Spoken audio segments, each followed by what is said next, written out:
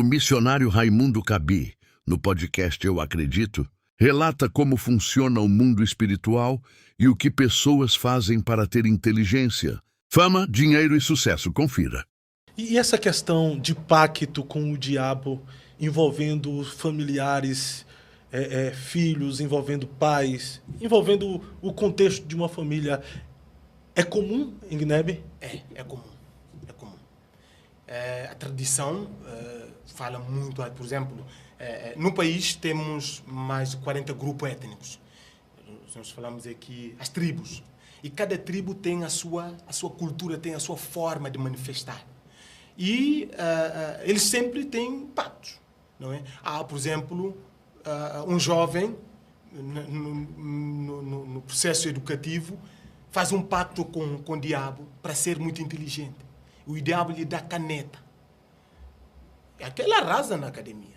Mas só que a contrapartida é que a pessoa morre depois.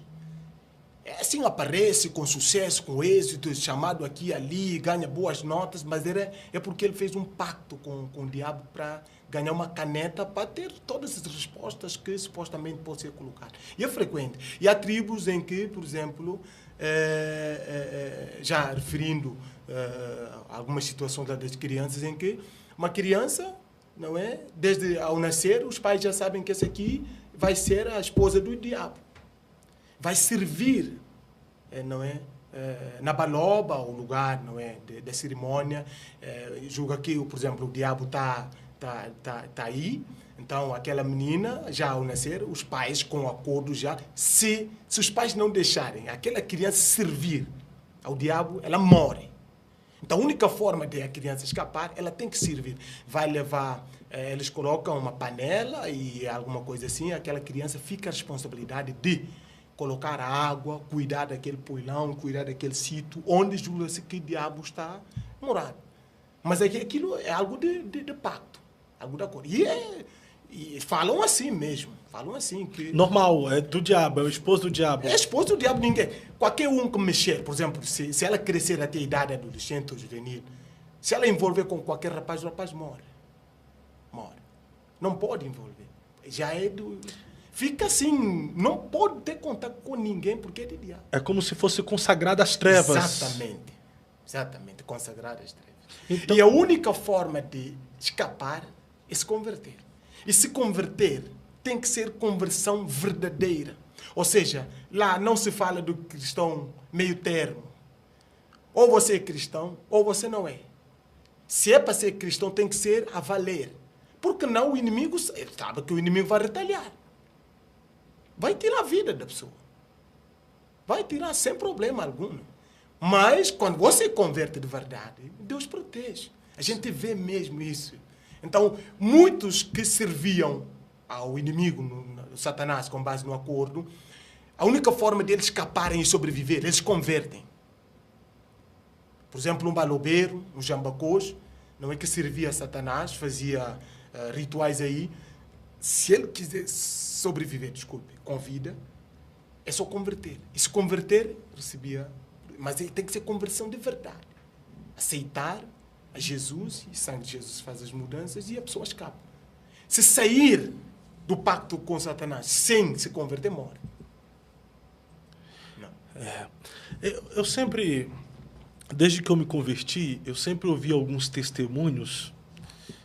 Já procurei saber disso, mas eu nunca ouvi de um africano essa pergunta que eu vou fazer agora.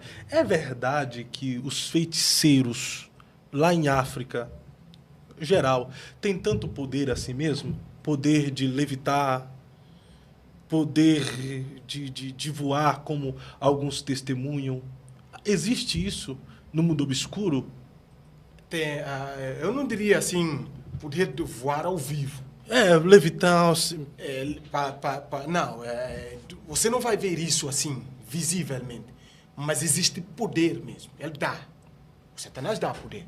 Por exemplo, na aldeia em que eu estou trabalhando, há um costume em que, por exemplo, a prática de circuncisão não se faz na idade da criança ou adolescente. Tem que ser na idade adulta. E escolhe um período em que vão para a mata durante 30 dias para a circuncisão.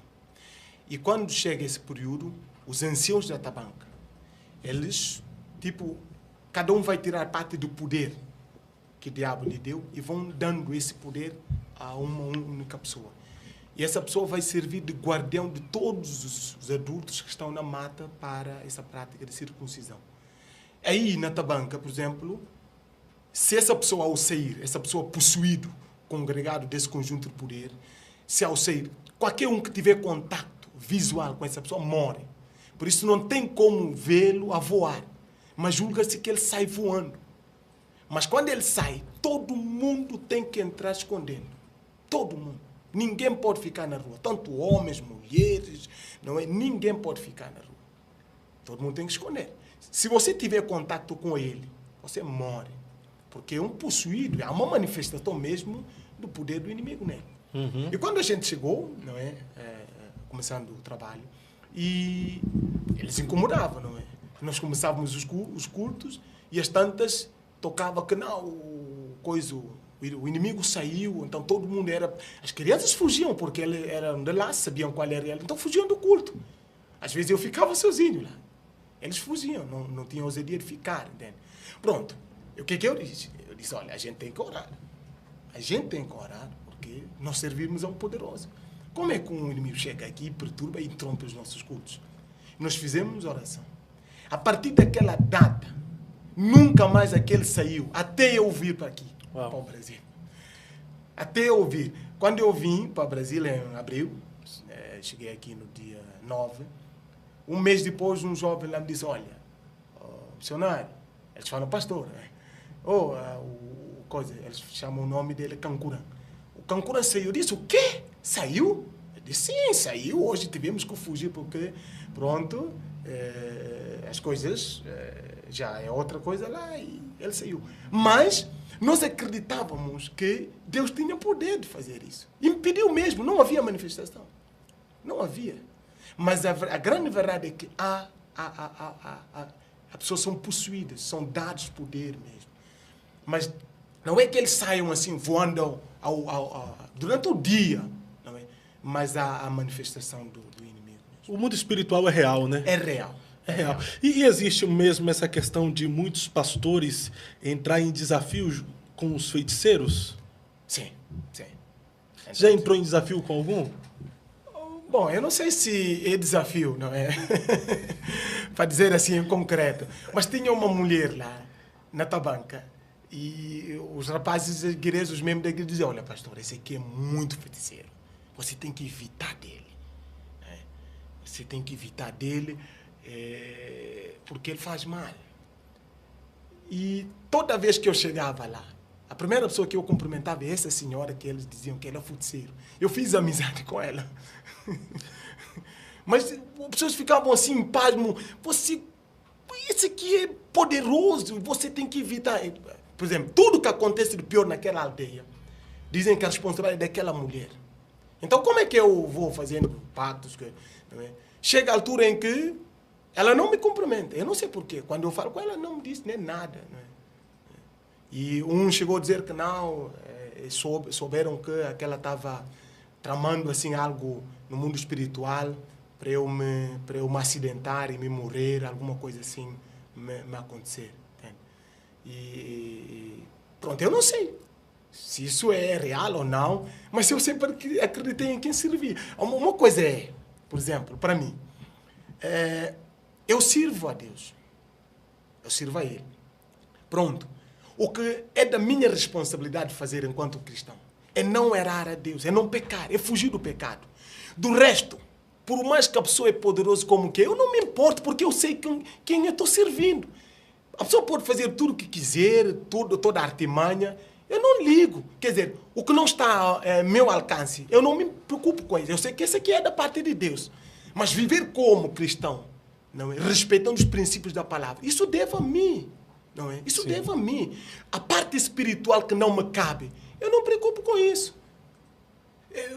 Mesmo dentro da minha família diziam que um tio meu era muito feiticeiro. Até alguns da família não davam bem com ele. Mas eu sou muito próximo desse meu tio. Falo com ele, a gente conversa, fala, mas as pessoas ficavam com reserva assim, olha, o fulano é tal, olha, eu para mim... Maior é Deus que está conosco do que todo o inferno, né? Como é que eu vou me fadigar? Como é que eu vou me preocupar, não é? Se eu tenho, não é? Quem está cuidando de mim. A única coisa que eu digo é não arrumar confusão com Deus. Eu posso arrumar contigo. Sim. O Samuel. Léo. O Léo pode intermediar. Mas se eu arrumar com Deus? Só Cristo que já intermediou.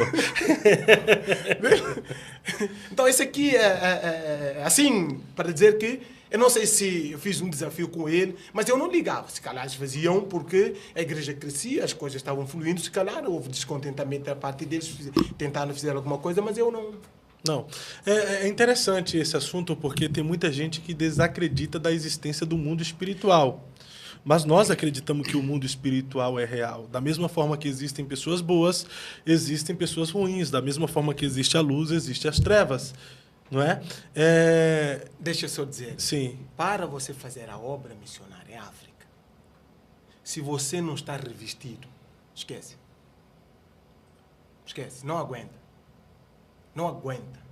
Você vai embora, você desiste, você foge. A pressão não só física, mas a espiritual. As lutas são tremendas. Fazer a obra no continente africano não é coisa levitana, não. Não é levitana. É cultural. Sim mesmo.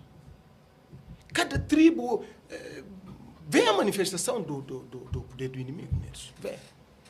Mas eles também acreditam que Deus é poderoso mesmo.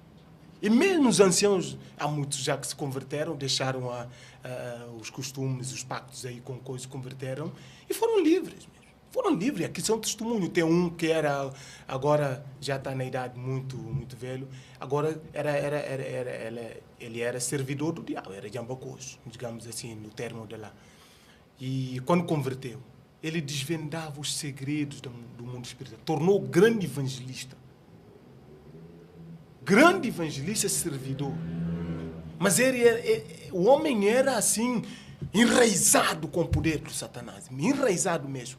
Mas houve mudança. O homem, quando você ouve, a ouvi-lo melhor, não é? Dando testemunho, você nunca vai querer sair da igreja. E o evangelho de Jesus é poderoso para a transformação. É poderoso, né? Paulo disse, o evangelho é poder para mudar, transformar vidas. Se aquele homem começar a dar testemunho do que acontece no reino espiritual, você não vai querer sair nem tão pouco de um segundo da igreja. A gente às vezes não tem ideia do que acontece no mundo espiritual. Por isso a gente não tem que brincar com a salvação.